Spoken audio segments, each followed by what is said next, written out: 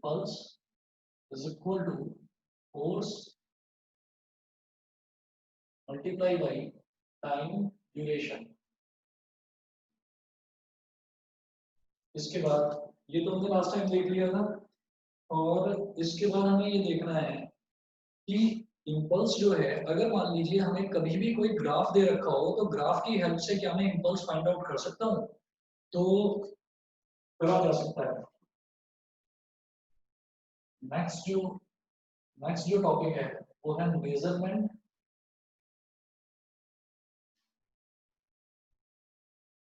Of impulse by graphical method। measurement of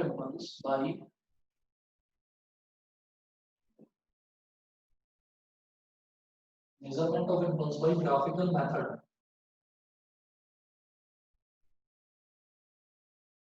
इसमें क्या होता है कि अगर मान लीजिए हमें ना दो तरीके की फोर्स हो सकती है, भाई हमको इम्पल्स में किस चीज की जरूरत होती है? हमें इम्पल्स में दो चीजों की जरूरत होती है बेटा, फोर्स की और टाइम ड्यूरेशन की। अब जो फोर्स है, फोर्स तो हमारा, फोर्स की तो डायरेक्शन होगी कुछ ना कुछ, है ना, और फोर्स की वैल्यू कम या ज्यादा होगी, ठीक। और फोर्स ऐसा भी हो सकता है कि कांस्टेंट फोर्स हो या वेरिएबल फोर्स हो, लेकिन जो टाइम ड्यूरेशन है वो तो कांस्टेंटली चलता ही रहता है ना। तो टाइम से कोई लेना देना नहीं। हम ये कहेंगे कि अगर इसमें कोई भी चीज चेंज होगी तो टाइम को कभी भी हम ये नहीं बोलते कि ये फिक्स टाइम है या ये आपका वेरिएबल टाइम है, हम ये नहीं बोलते। हम ये कहेंगे कि यहाँ पर अगर चेंज कुछ हो सकता है तो वो फोर्स चेंज होगा, फोर्स कम या ज्यादा होगी तो उससे हमारा इम्पल्स पर फर्क पड़ेगा। तो एक मेरा ऑप्शन, एक जो हो गया, एक तो ये हो गया पहला पार्ट इसमें, when a constant force acts on a body, when a constant force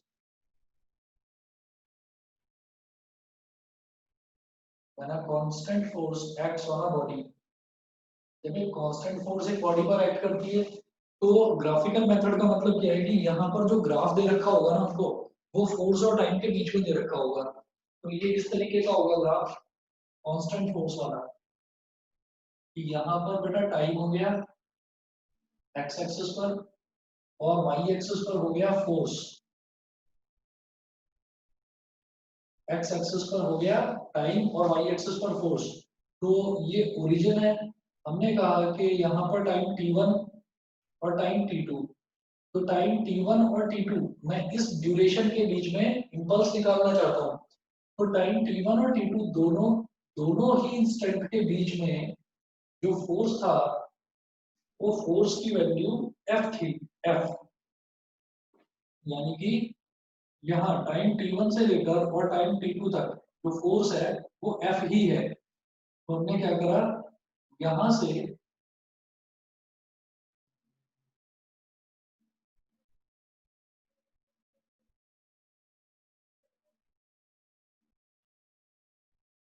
ठीक, ये बात सभी को समझ में आ गई कि टाइम t1 से लेकर और टाइम t2 तक जितना भी टाइम ड्यूरेशन है, इस टाइम ड्यूरेशन में जो मेरी फोर्स है वो कांस्टेंट रही, वो फिक्स रही, वो फोर्स f रही। वो f कितना भी हो सकता है, 5 न्यूटन, 10 न्यूटन, 20 न्यूटन, कितना भी हो सकता है, तो वो फोर्स हमारी फिक्स रहेगी। बताइए समझ में आ गया सबको? इतना क्लियर है सभी को? ठीक है, अच्छा। तो अब मैं जानता हूं कि force into time duration is known as impulse. तो आप ये देखिएगा कि अगर मैं ये t2 माइनस t1 कर दूं तो मेरे पास टाइम ड्यूरेशन आ जाएगा, और यहां से लेकर यहां तक ये क्या है, ये फोर्स है। तो अगर मैं t2 माइनस t1 और फोर्स इन दोनों को अगर मैं मल्टीप्लाई कर देता हूं तो बेटा ये जो हमारे पास रेक्टेंगल बन गया, ये इस रेक्टेंगल का एरिया आ जाएगा, रेक्टेंगल का एरिया आ जाएगा। तो मैं यहां से ये बोलूंगा कि area of this rectangle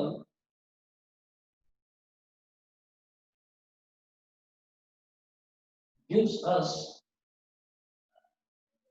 impulse। बताइए समझ में आ गया सबको? Yes sir. क्लियर है इतना कि इससे क्या समझ में आता है? देखो मैं जानता हूं कि मुझे फॉर्मूला तो मालूम है। फॉर्मूला क्या है, force into time duration. Time हम कहां से कहां तक ले रहे हैं, t1 से t2 तक का। तो ये जो T1 से T2 तक का टाइम है, ये क्या हो गया, ये एक तरह से यहाँ से लेकर यहाँ तक वाली लेंथ हो गई। फिर जो फोर्स है, फोर्स वेरी कांस्टेंट है, तो फोर्स क्या हो गया, यहाँ से लेकर यहाँ तक वाली लेंथ हो गई। तो अगर this length into this breadth अगर कर दिया जाए तो क्या आ जाएगा, एरिया ऑफ दिस रेक्टेंगल। ये समझ में आ गया आपको? अरे हाँ या ना, कुछ तो बोलो, समझ में आया कि नहीं आया? यस सर, समझ आ गया। Yes sir. दो बच्चों को ही समझ में आया, बाकी में विनायक कहाँ पर हो? तुम कल के ही जाने वाले थे। मेरी आवाज आ रही है? यस सर, आ रही है मेरे, मैं यहीं पर हूँ। ओके। पूछ रहा था, मैंने कहा कुछ आवाज ही नहीं आई उधर से। आर्यन त्यागी का कुछ पता ही नहीं है, एकांश को कुछ समझ में ही नहीं आ रहा, आर्यन ढींगरा चुप हो गया। भाई किधर हो सबके सब, समक्ष कहाँ हो? अरे यार यस सर, आ गए। अरे जब कुछ पूछता हूँ तो सर यार मैं हूँ, पर मैं अपने भाई से पता नहीं, मेरे को कई बार ये लगता रहता है कि यहाँ पर ये मोबाइल लगा हुआ है और लैपटॉप लगा हुआ है, कैमरा रखा हुआ है, मुझे ये नहीं समझ में आता है कि समझ में आ रहा है आप लोगों को या नहीं। अनुष्ठा क्लियर है? Yes sir. तो हाँ है ना, बोल तो दिया करो। और सुन लो जरा, यहाँ पर हमने क्या करा, ये लेंथ नहीं है, ये टाइम है, लेकिन मैंने यहाँ से लेकर यहाँ तक वाला जो टाइम ड्यूरेशन है उसको लेंथ मान लिया। यहाँ से लेकर यहाँ तक ये लेंथ नहीं है, ये फोर्स है, लेकिन यहाँ से लेकर यहाँ तक जो फोर्स है, अगर उसको और इस टाइम को मल्टीप्लाई कर दिया जाए तो क्या आ जाएगा, इस कर्व का एरिया, इस कर्व के नीचे का एरिया, वो एरिया मुझे क्या देगा, इम्पल्स देगा। ठीक है, तो हम सर, यहाँ तो ये पे फोर्स है, ये वर्टिकल लाइन है? हाँ वर्टिकल लाइन है, बिल्कुल स्ट्रेट वर्टिकल लाइन। वो थोड़ा सा मैंने बनाया तो हो सकता है थोड़ा टेढ़ा बन गया हो। तो सर ये इंक्रीज नहीं हो रहा? क्या होगा? इंक्रीज नहीं हो रहा ये फोर्स? नहीं, ये इंक्रीज नहीं हो रहा है, कांस्टेंट फोर्स है। मैंने कांस्टेंट फोर्स लिख दिया ना यहाँ पर मैंने, कांस्टेंट। तो कांस्टेंट का मतलब यहाँ से लेकर यहाँ तक फोर्स बिल्कुल सेम रहेगी, मतलब सेम लेवल रहा इसका। समझ गए? सर। हाँ जी बताओ। तो सर इसका डायरेक्शन कैसे बताएंगे, इम्पल्स का? डायरेक्शन किस चीज की? इम्पल्स। हाँ इम्पल्स की डायरेक्शन, यहाँ तो इम्पल्स का सिर्फ मैग्नीट्यूड निकाला जा रहा है इससे, यहाँ पर कोई डायरेक्शन नहीं निकाली जा रही। अच्छा ठीक है? ठीक। हाँ। अब उसके बाद देखिएगा, यहाँ से मैंने एक चीज ये तो समझ ली कि इससे एरिया ऑफ दिस रेक्टेंगल, तो इसका मतलब क्या है कि area under force time F T, यानी कि force time, area under force time graph gives the impulse. इससे इंपल्स का पता चलता है। ठीक है बेटा? अब देखते हैं कि अगर जो फोर्स है अगर वो कांस्टेंट नहीं है तो क्या करेंगे।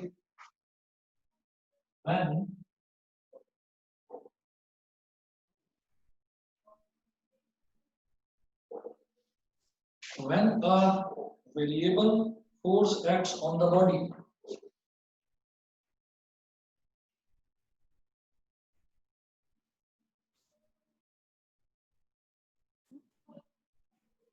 when a variable force acts on the body, अगर एक वेरिएबल फोर्स बॉडी पर लगे तो उसमें क्या करेंगे, तो ध्यान दीजिएगा। मैंने कहा कि चलिए इस तरीके का ग्राफ बन गया, यहाँ पर तो हो गया टाइम और यहाँ पर हो गया फोर्स, यहाँ पर हो गया फोर्स, और फिर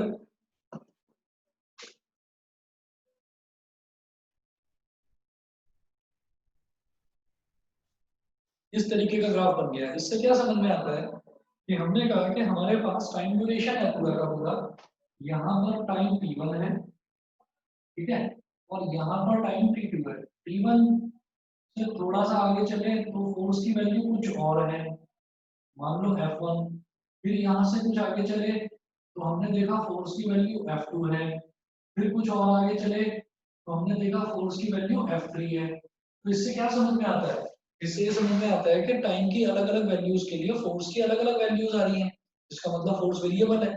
जब फोर्स वेरिएबल भी होता है तो मैं यहाँ वाले डिस्कशन से इस कंक्लूजन पर पहुंचा हूँ कि इसके area under the force time graph gives us the impulse, यानी कि ये जो एरिया है ये इम्पल्स होगा। अब सवाल उठता है कि ये वाला एरिया हम कैलकुलेट कैसे करेंगे। इंटीग्रेशन से। हाँ जी, हमेशा याद रखें, जिनको पता है उनके लिए ठीक है, जिनको नहीं पता है वो बच्चे ध्यान रखिए। हमेशा जो कॉम्प्लेक्स फिगर्स होती है ना, जिनका कोई शेप नहीं होता, जो शेप डिफाइंड नहीं होता, तो उसका जो एरिया निकाला जाता है वो हमेशा इंटीग्रेशन की हेल्प से निकालते हैं। जब भी हम इंटीग्रेट करते हैं तो इसका मतलब क्या है कि हम एरिया निकाल रहे हैं। इसी तरीके से जब भी हम डिफरेंशिएट करते हैं तो समझ लीजिएगा कि हम स्लोप निकाल रहे हैं। जब भी हम डिफरेंशिएट करते हैं तो हम स्लोप निकाल रहे हैं। ठीक, इन दोनों चीजों को डिटेल में आप लोग पढ़ेंगे 11th क्लास के बिल्कुल लास्ट चैप्टर में पढ़ेंगे मैथ्स में।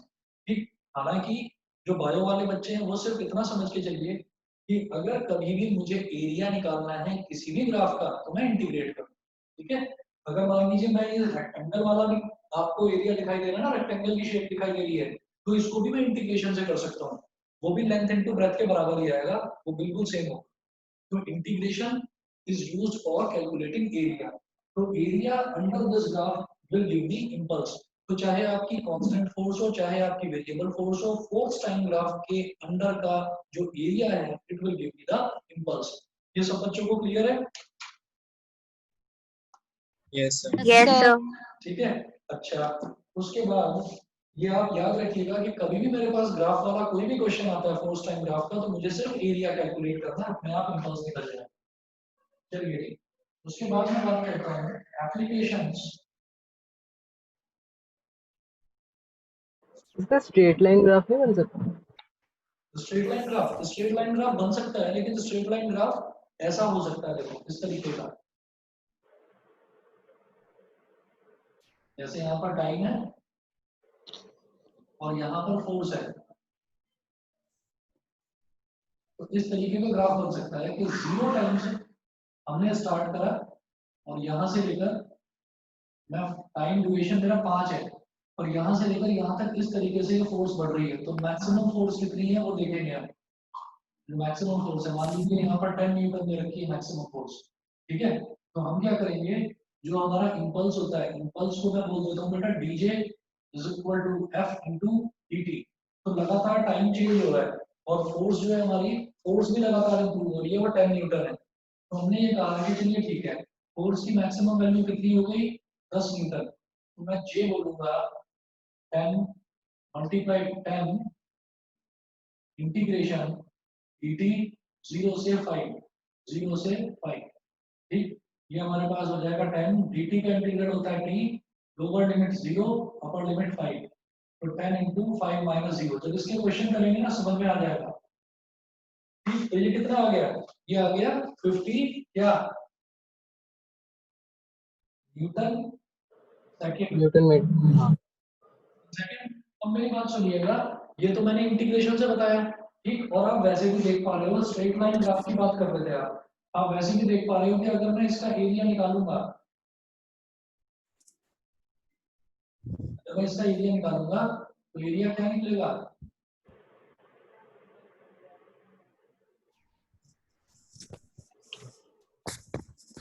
Half into base into height हो जाएगा। एक मिनट रुको, कुछ गड़बड़ हुई है इसमें। 5 माइनस 0 होगा ना, एफ इंटू डी टी है ना, हाफ बेस इंटू हाइट, तो 50 कैसे निकल गया, 0 से 5 तो 50।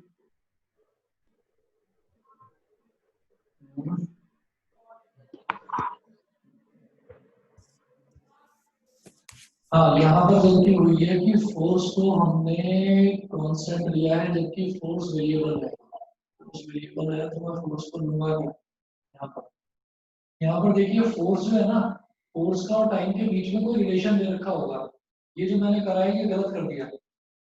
ये जो हमने करा है ये इस तरीके से करना ये ठीक नहीं है, क्योंकि फोर्स का कोई ना कोई एक्सप्रेशन दे रखा होगा जिस तरह से फोर्स डिफाइंड होगी है। आप बस ये समझो कि अगर मेरे पास स्ट्रेट लाइन ग्राफ भी है ना, तो स्ट्रेट लाइन ग्राफ का भी यहाँ पर जैसे मान लीजिए मुझे दे रखा है कि फोर्स हमारी बढ़ती है मैक्सिमम 0 से 10 तक जाती है। तो फोर्स की मान लो हमको कुछ भी दे रखा हो, फोर्स और टाइम में रिलेशन 2t + 5 फॉर एग्जाम्पल मान लिया, ठीक है, तो फिर मैं FDT लगाकर कर सकता हूँ उसको, समझ गए? मतलब F जो फोर्स है, फोर्स टाइम का कोई ना कोई मुझे फंक्शन दे रखा होगा, क्लियर है कि नहीं? और अगर सीधे हम इसका एरिया निकालेंगे तो सीधे एरिया आएगा हाफ बेस इंटू हाइट, यानी कि 5 इंटू 10,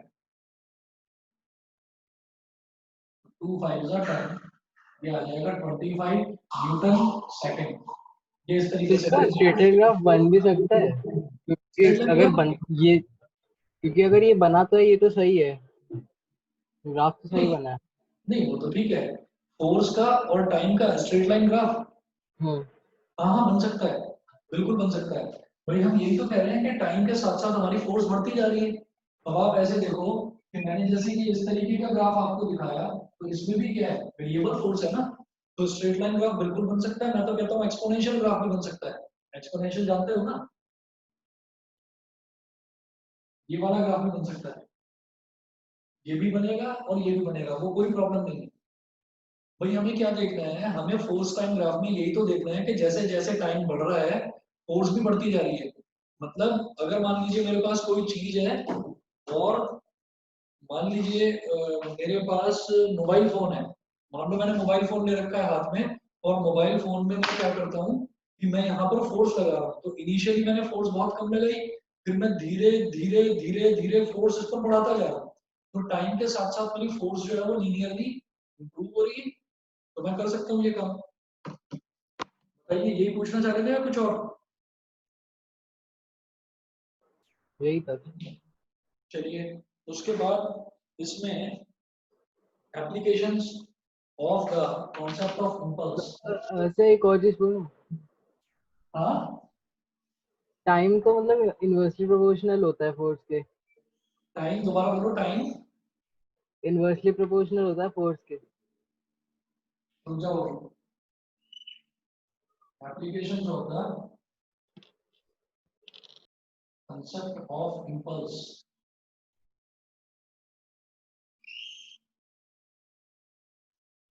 हाँ, टाइम फोर्स के इनवर्सली प्रोपोर्शनल होता है।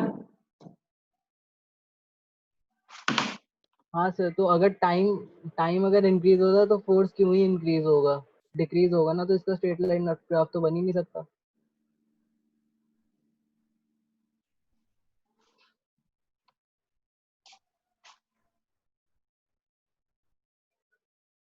तुम ना ये वाली बात कर रहे हो, F is equal to M A होता है, तो F is equal to M into V minus U upon T, यही बोल रहे हो, हाँ। है ना? तो यहां से तुमने ये बोल दिया कि force is inversely proportional to time, force is inversely proportional to time. इसका मतलब क्या है कि टाइम जो है, टाइम अगर बढ़ेगा तो फोर्स कम हो जाएगा, यही बोल रहे हो? हाँ। ठीक है। अब ना एक चीज ध्यान रखना, और अच्छे से आप ध्यान रखिएगा कि जैसे टाइम है ना, तो टाइम एक वेरिएबल क्वांटिटी है, लेकिन इसमें हम क्या करते हैं कि टाइम जो है ना वो वेरी वेरी जो करता है, वो टाइम में वेरिएशन सिर्फ पॉजिटिव होता है, नेगेटिव वेरिएशन होता ही नहीं, समझ गए? मतलब टाइम सिर्फ आगे की तरफ बढ़ता है, टाइम पीछे की तरफ नहीं जाता, ये तो समझ गए? अब अगर तो मान लीजिए फोर्स मैं टाइम पे यहाँ डिपेंड करता है, टाइम फोर्स पे डिपेंड नहीं करता। इस पर, फोर्स टाइम पे डिपेंड करता है पर टाइम फोर्स पे डिपेंड नहीं करता। बिल्कुल टाइम फोर्स पर नहीं, टाइम किसी भी चीज पर डिपेंड नहीं करता। अब मैं ये कह रहा हूँ कि जैसे तुमने इस रिलेशन से बता दिया कि force is inversely proportional to time, तो इसका मतलब बेटा ये नहीं है कि अगर टाइम बढ़ता जाएगा, क्योंकि टाइम कभी घटता नहीं है, टाइम हमेशा बढ़ता है, तो इसका मतलब ये नहीं है कि टाइम बढ़ता जाएगा तो फोर्स कम होती चली जाएगी। भाई हम टाइम के साथ साथ फोर्स को भी तो बढ़ा रहे हैं, अगर हम टाइम के साथ साथ फोर्स को बढ़ाएं तो इस रिलेशन के हिसाब से आप ये नहीं कह सकते कि फोर्स और टाइम इनवर्सली प्रोपोर्शनल है, तो फोर्स और टाइम का ग्राफ एक स्ट्रेट लाइन ग्राफ नहीं बन सकता, हम ये नहीं कह सकते। मेरी बात समझ रहे हो? बताइए, मेरी बात समझ रहे हैं कि नहीं? ठीक है।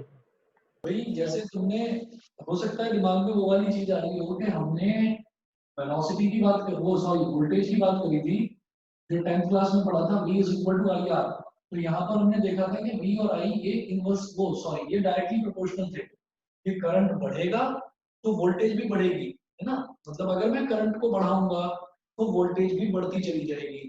ठीक इसी तरीके से अगर मैं टाइम को बढ़ाऊंगा तो फोर्स घटती चली जाएगी। ये ठीक नहीं है, क्योंकि टाइम को बढ़ाना और घटाना मेरे हाथ में नहीं है। टाइम अनस्टॉपेबल होता है, तो इसलिए मैं इसको इस तरह से रिलेट नहीं कर सकता। ठीक, कोई भी चीज टाइम के बढ़ने के साथ में घट भी सकती है और बढ़ भी सकती है, वो मेरे हाथ में। समझ गए? बताइए, क्लियर है? यस। हर्ष, हाँ सर। बाकी सब बच्चों को भी क्लियर है? Aishwarya, Anushtha, yes sir. Yes, sir. Yes sir. ठीक है। कभी भी ये हर्ष के दिमाग में ये डाउट आया है, और भी कोई भी बच्चा ध्यान रखे, कभी भी टाइम को आप रिलेट मत करना इस चीज से, क्योंकि टाइम जो है ना, टाइम से हम हमेशा रेट निकालते हैं, रेट, RATE, रेट। ठीक, तो वो इस वजह से निकाला जाता है क्योंकि टाइम जो है अनस्टॉपेबल क्वांटिटी है, टाइम लगातार बढ़ता जा रहा है। तो टाइम के साथ साथ मैं वोल्टेज को बढ़ा भी सकता हूँ और घटा भी सकता हूँ। टाइम के साथ साथ मैं करंट को बढ़ा भी सकता हूँ और घटा भी सकता हूँ, वो मेरे हाथ में है। लेकिन टाइम नहीं रुकेगा कभी भी, टाइम तो लगातार बढ़ता ही जाएगा। ठीक है, तो अगर मान लीजिए मैं रिलेट करना चाहूँ टाइम को किसी भी चीज से, तो फिर तो हम यही कह सकते हैं कि टाइम जो है, टाइम का किसी भी चीज के साथ में मैं ये रिलेशन नहीं निकाल सकता कि वो डायरेक्टली प्रोपोर्शनल होगा या इनवर्सली प्रोपोर्शनल होगा। ठीक है, क्योंकि टाइम अनस्टॉपेबल है, टाइम इज वेरिएबल, लेकिन वेरिएशन सिर्फ एक डायरेक्शन में है। वेरिएशन कभी भी रिवर्स डायरेक्शन में नहीं है। मतलब मैं टाइम को कम नहीं कर सकता। टाइम को कम करने पर न जाने कितने रिसर्च चल रहे हैं, जिसमें शायद मैंने पहले भी कभी बताया था, वो जो टाइम मशीन की बात करते हैं। आप चाहकर भी अपने यस्टरडे में नहीं पहुंच सकते। ठीक है, कई साल पुरानी बात तो भूल जाओ, आप चाहकर भी यस्टरडे में नहीं पहुंच सकते, 5 मिनट पहले भी नहीं पहुंच सकते। तो मैं टाइम जो है, टाइम को मैं कम नहीं कर सकता कभी भी। टाइम हमेशा बढ़ता जाएगा, बढ़ता जाएगा।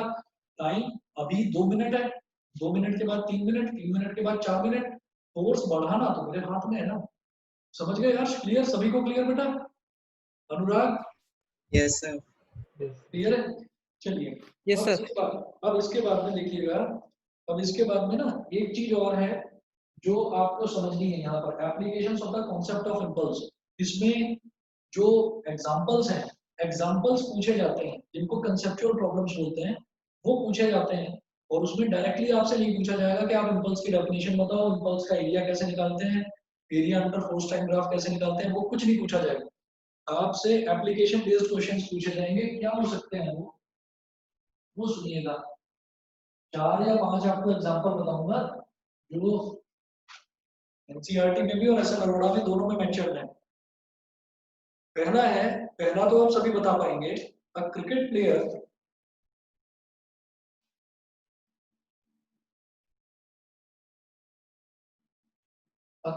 Player lowers his hands while catching a ball। ये बताइए,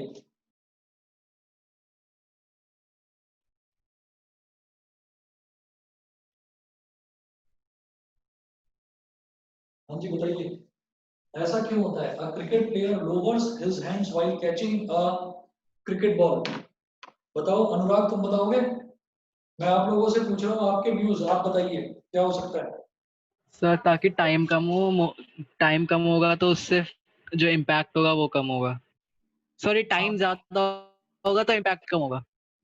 नहीं, एक बात बताओ मुझे कि इम्पल्स अगर ज्यादा है तो हाथ पर ज्यादा चोट लगेगी, इम्पल्स अगर कम है तो हाथ पर कम चोट लगेगी, ऐसा ही होता यस सर। है ना। तो मैं इम्पल्स की बात करता हूँ, सभी बच्चे ध्यान से सुनना। ये चीज उसी चीज से रिलेटेड है जो चीज अभी अभी आप लोगों को एक्सप्लेन करी है, टाइम से रिलेटेड है ये। तो आप ये देखिएगा कि मैंने क्या करा, मैं इम्पल्स की बात करता हूँ। Impulse is J is equal to force into time duration. ठीक है, तो आप ये देखिएगा कि बॉल आई उड़ती हुई, आपने बॉल को कैच करा।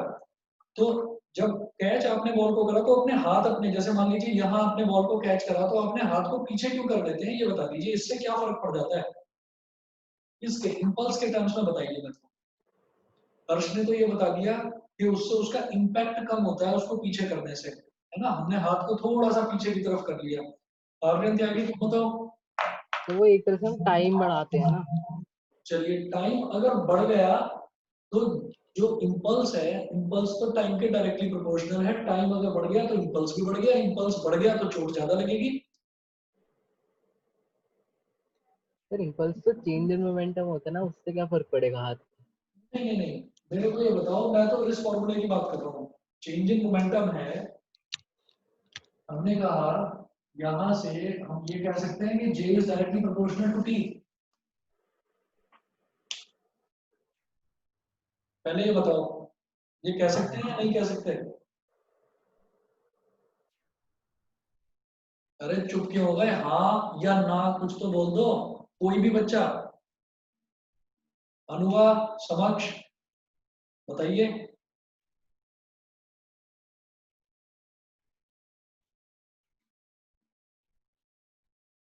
नहीं यार, कोई कुछ बोल ही नहीं रहा है, मुझे लग रहा है कोई है ही नहीं ऑनलाइन।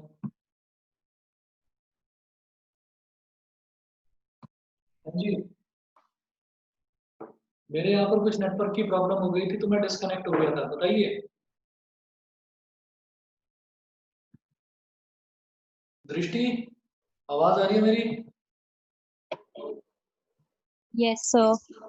हाँ जी, कोई आइडिया है, बताइए। सर टाइम वाला ही मेरे को पॉइंट लग रहा है, अर्श वाला। क्या, क्योंकि 9th में पढ़ाया था इसलिए याद है। हाँ हाँ, इसीलिए। नहीं वो तो मान लिया, 9th में यही पढ़ाया था। ये वाला आपको पता होगा। हाँ टाइम वाला जो पॉइंट है कि मतलब वो अपना हाथ थोड़ा पीछे की तरफ कर लेता है तो उससे क्या होता है, टाइम ड्यूरेशन बढ़ जाता है। लेकिन टाइम ड्यूरेशन बढ़ने के साथ इम्पल्स तो बढ़ना चाहिए, इम्पल्स कम कैसे हो जाता है ये बताएंगे? उसका फोर्स कम हो जाता है वो। फोर्स कम हो जाता है, चलिए थोड़ा बहुत दम है इस बात में। फोर्स कैसे कम हो जाता है ये बता दोगे? बस 2 लाइन में बता दो। एक्सेलरेशन कम हो जाती है उसकी बॉल की। सर एक्सेलरेशन, एरिया बढ़ जाता है ना, हाथ फैला के पकड़ते हैं बॉल को। क्या बात है, तो सोच प्रेशर रहे हो, वाली बहुत बात हो ज्यादा गई। सोच रहे हो। चलो, चलिए जी, वो तो प्रेशर वाली बात हो गई ना, एरिया वाली, वो उससे क्या?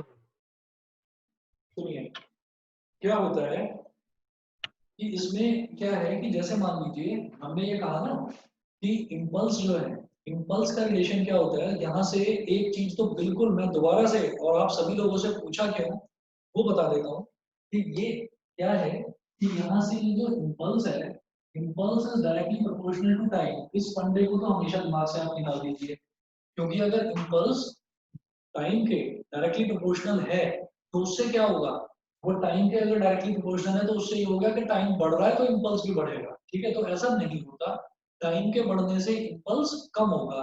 उसका रीजन क्या है? उसका रीजन ये है कि जैसे ही हमने इम्पल्स जो है, इम्पल्स का जो मतलब जो बेसिक डेफिनेशन होती है वो ये होती है कि जो फोर्स है ना, force multiplied by time duration, force multiplied by time duration.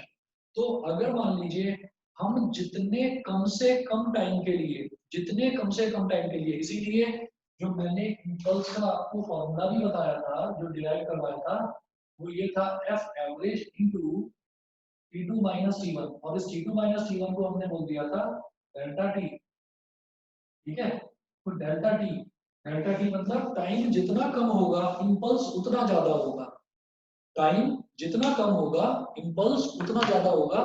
उसका रीजन क्या है कि आप सभी बच्चों ने थोड़ा सही बताने की कोशिश करिए। जैसे मैंने बॉल को कैच करा तो बॉल को कैच करने में मैंने क्या करा कि उसके रुकने का टाइम थोड़ा सा बढ़ा दिया, उसके रुकने का टाइम मैंने थोड़ा सा बढ़ा दिया। तो रुकने का जब मैंने टाइम उसका थोड़ा सा बढ़ा दिया तो क्या है कि एक चीज तो ये है कि किसी भी चीज को सडनली आप ब्रेक लगाएं, सडनली आप ब्रेक लगाएं तो इम्पल्स जो होता है, इम्पल्स बहुत ज्यादा होता है, बहुत तेज झटके से आप एकदम से ब्रेक लगाएंगे तो बहुत तेज झटके से आप आगे की तरफ गिरेंगे, ठीक? लेकिन आपने क्या करा कि आपने धीरे धीरे ब्रेक लगाया। तो धीरे धीरे ब्रेक लगाया मतलब क्या है कि रुकने का टाइम आप बढ़ा रहे हो। तो जब भी आप रुकने का टाइम बढ़ाते हैं तो इम्पल्स रिड्यूस हो जाता है, ठीक? अनुष्ठा ने अभी आंसर लिखकर भेजा है मेरे को, मैं बता देता हूँ, बिल्कुल सही है ये। कि while catching a ball, a cricket player lowers his hand because he increases the time of catch, and the person increases the time to bring about a given change in momentum, and so the rate of change of momentum decreases, thus small amount of force is exerted by ball on the hands.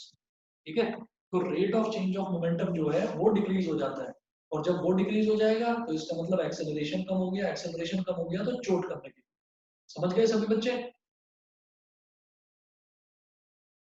सभी को yes sir. Yes, sir. Sir repeat करना। हाँ दोबारा बता रहा हूँ मैं, क्या है, एक मिनट, अरे चैट पर लिख कर तो भेजा, आपने पढ़ा नहीं क्या सबने? अच्छा ये प्राइवेटली लिख कर भेजा। इसमें है the person increases the time to bring a change in the momentum, the person increases the time to bring the change in momentum, so the rate of change of momentum decreases। अब समझ गए?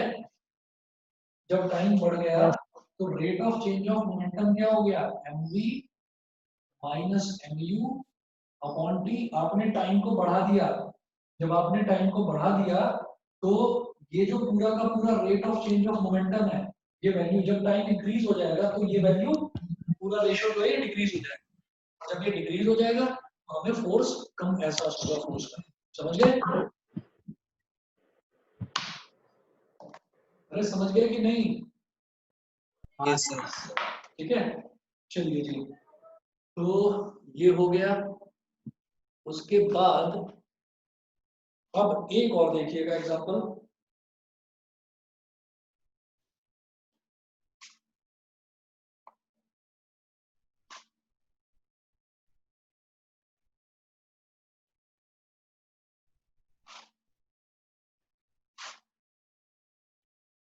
a person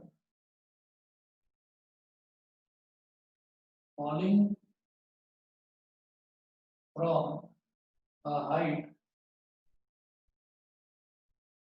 a person falling from a height receives more injuries,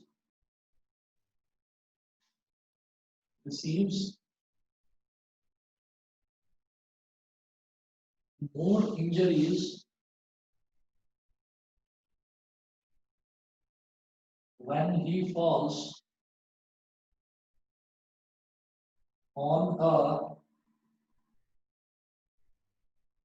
cemented floor, when he falls on a cemented floor,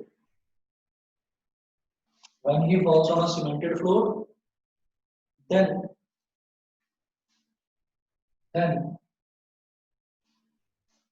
when he falls on a heap of sand, heap of sand मतलब रेत के ढेर पर अगर आदमी गिरे तो उसको कम चोट लगती है, सीमेंटेड फ्लोर पर गिरता है तो उसको ज्यादा चोट लगती है। बता दीजिए फिर से रीजन, मेरे को कौन बताएगा अभी? ऐश्वर्या एक्सप्लेन करोगे?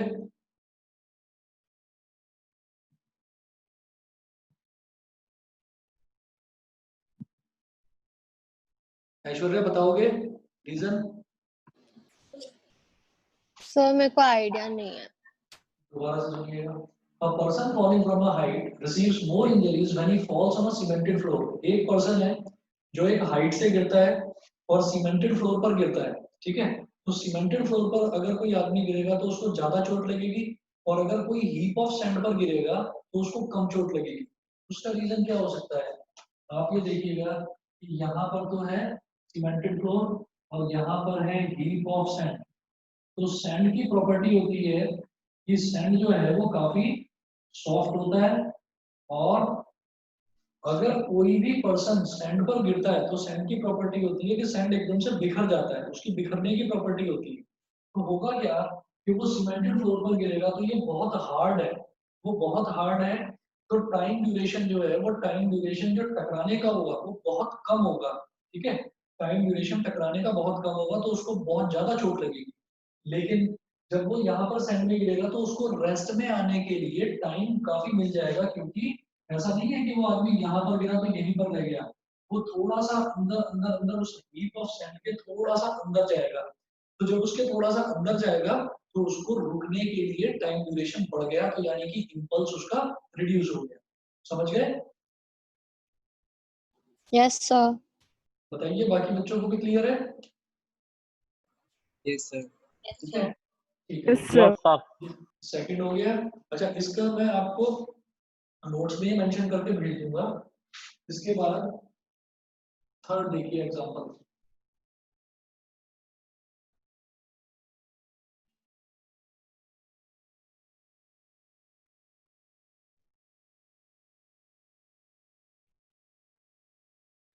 थर्ड एग्जांपल है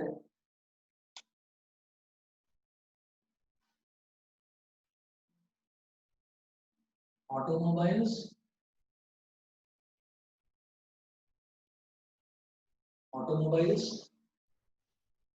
are provided with shockers, are provided with shockers। ठीक है, ऑटोमोबाइल्स में सब में शॉकर्स होते हैं। उसका रीजन क्या है कि जब भी रास्ते में कोई गड्ढा आया या कोई भी ऐसा आया कि जिसमें झटका लगने के चांसेस हैं, तो शॉकर्स होते हैं। शॉकर्स का मतलब होता है वो शॉक को एब्जॉर्ब करते हैं। तो क्या होता है कि जैसे हम यहाँ पर सीट पर बैठे हुए हैं और नीचे जो टायर है, टायर और सीट वो डायरेक्टली किसी आयरन रॉड से कनेक्टेड नहीं होते, वो कनेक्टेड होते हैं, बीच में शॉकर होते हैं। तो जब टायर ऐसे ऐसे ऐसे ऐसे बम्प करता है, जब झटका लगता है रास्ते में, वो इस तरीके से जब बम्प करता है टायर, तो जो शॉकर होते हैं ना, वो शॉकर क्या करते हैं, वो टाइम ड्यूरेशन इंक्रीज कर देते हैं। ऐसे बीच में कंप्रेस होकर वो शॉकर्स जो है वो टाइम ड्यूरेशन को इंक्रीज कर देते हैं। इंक्रीज कर देते हैं तो झटका उतना कम, उतना ज्यादा नहीं लगता जितना अगर शॉकर ना हो तो लगेगा। ठीक है, समझ गए सभी बच्चे? Yes sir. है ना? जो जर्क होता है, जर्क का टाइम ड्यूरेशन इंक्रीज हो जाता है। तो इसका मतलब कि जितना भी जो भी हम लोग बैठे हुए हैं, हम ट्रैवल कर रहे हैं गाड़ी में बैठकर, तो जो जर्क लगेगा उसका टाइम ड्यूरेशन डिक्रीज हो जाएगा, सॉरी टाइम ड्यूरेशन इंक्रीज हो जाएगा। तो उससे क्या होगा कि हमको इम्पैक्ट, हमारे ऊपर इम्पल्स वो कम लगेगा। ठीक, तो टाइम ड्यूरेशन बढ़ाने के लिए ही होता है। अच्छा जी, इसके बाद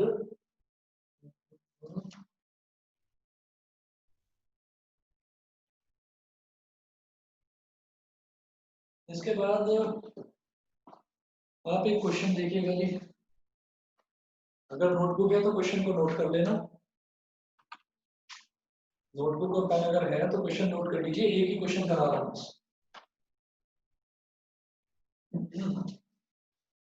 क्वेश्चन है, a batsman hits back a ball straight in the direction of the bowler.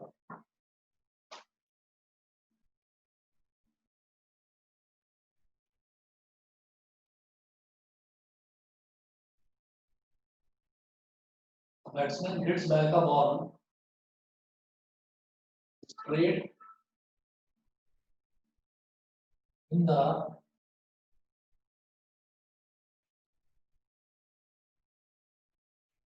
straight in the direction of the bowler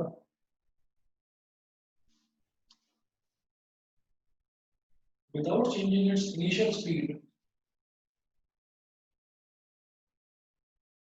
without changing its initial speed of 12 meter per second,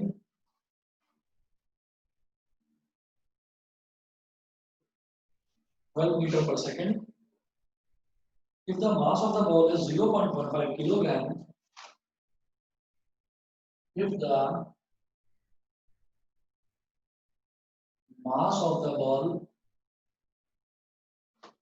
is 0.15 kilogram,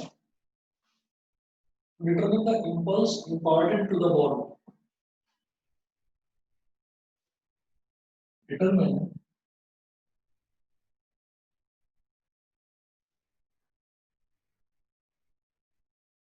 the impulse imparted to the ball। Impulse बताना है। ठीक है, question आप लोग अगर समझ गए हो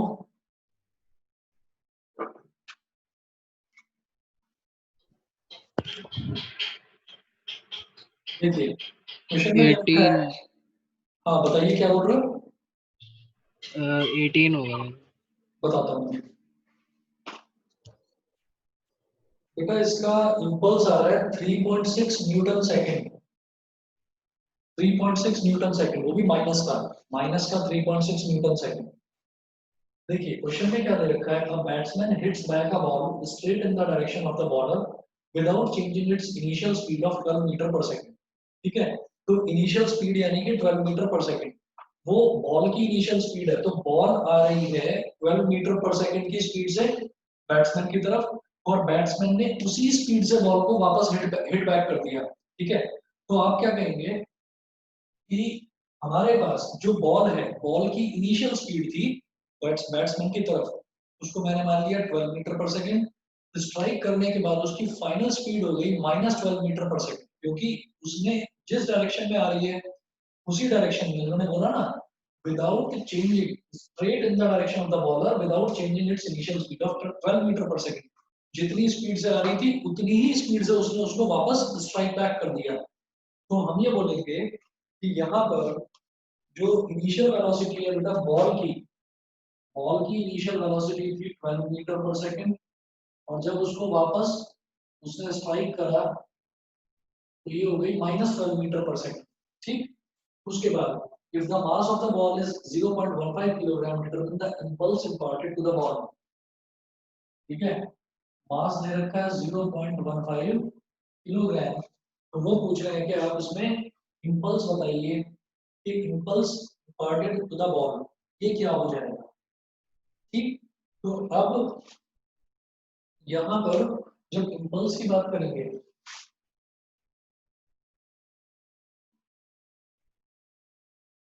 आंसर क्या था सर? जी -3.6 आ गया। Yes sir. बताइए कैसे निकाला? सर फॉर्मूला लगा दिए, बस फोर्स का मास इनटू टाइम से टाइम कैंसिल हो जाएगा, बस हो जाएगा बस। हमने क्या करा, हाँ जी हमने क्या करा, इम्पल्स इम्पल्स होता है क्या, चेंज इन मोमेंटम को ही इम्पल्स बोलते हैं।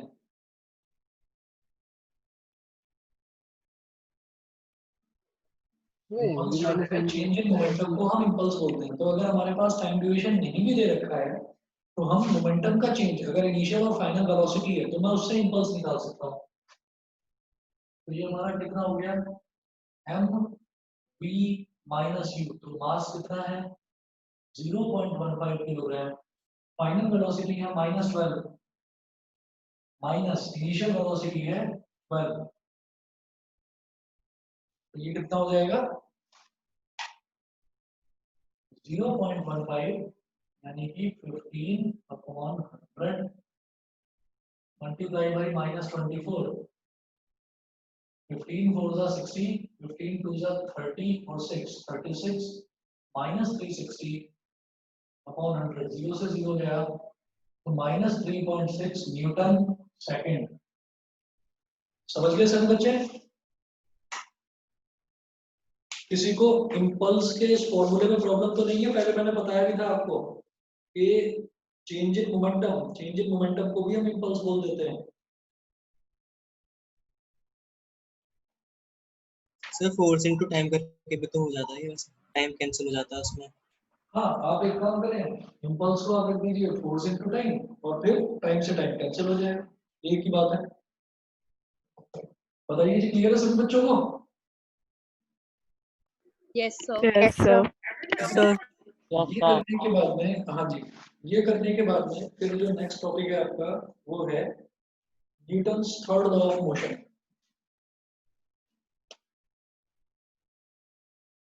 Newton's third law of motion.